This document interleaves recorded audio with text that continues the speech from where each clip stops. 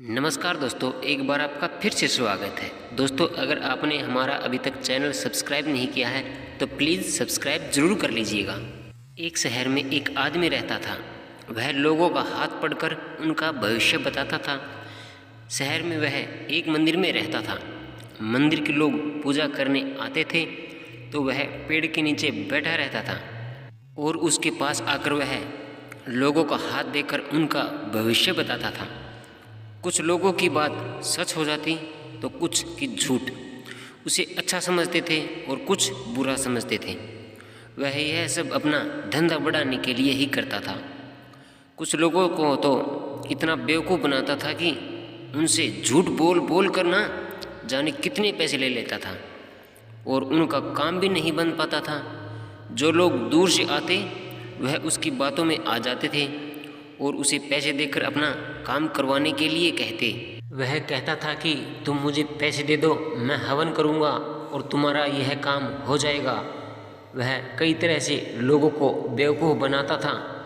कभी कहता था कि मैं शादी करवा दूँगा, कभी कहता था कि मैं तुम्हें बताऊँगा कि तुम अपना भविष्य कैसे अच्छा बना सकते हो और अपने भविष्य को कैसे पहले से ही देख सकते हो।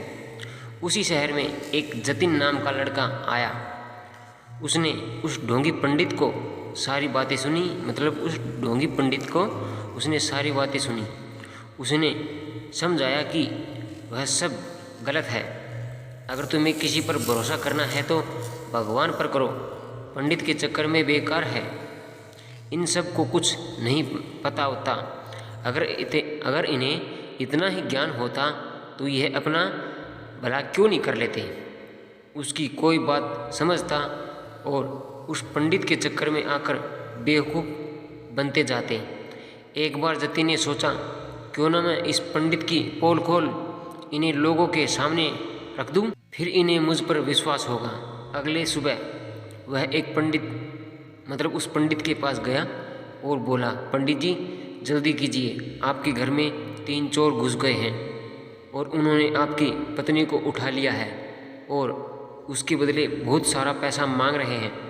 पंडित यह सुनकर घबरा गया और ज़ोर ज़ोर से अपने घर की तरफ भागने लगा। घर आकर उसने देखा कि उसके घर पर बहुत सारे लोग जमा हैं और उसकी पत्नी भी सही सलामत है। वह जतिन से बोला कि तुमने मुझे बेवकूफ़ क्यों बनाया।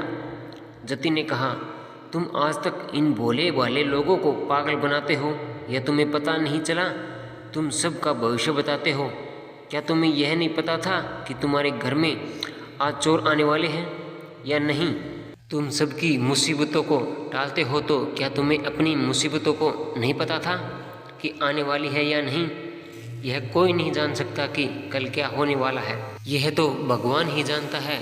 तुम जैसे ढोंगी पंडित ने सभी लोगों को बात समझ आ गई और उस पंडित के पीछे डंका लेकर भागने लगे। पंडित वहाँ से ऐसा भागा जैसे कि घोड़े के सिर से सींग।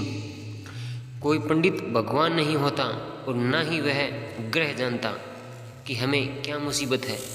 हम खुद ही उसके पास जाते हैं और अपनी परेशानी बताते हैं और फिर वे कहते हैं कि उसे तो सब पता है। हमें ऐसे ढोंगी पंडितों से बचना चाहिए। यह कहानी हमें यही बताती है कि ऐसे लोगों से बचना चाहिए। हमें अपने आप ही सब कुछ पता करना चाहिए, जिसके बाद आप हर परेशानी का हल पा सकते हैं। आपको अपनी परेशानी का हल खुद ही मिल जाता है। इस ढोंगी पंडित की कहानी अगर आपको ये कहानी आपको पसंद आई है तो लाइक और शेयर सब्सक्राइब ज़रूर करें।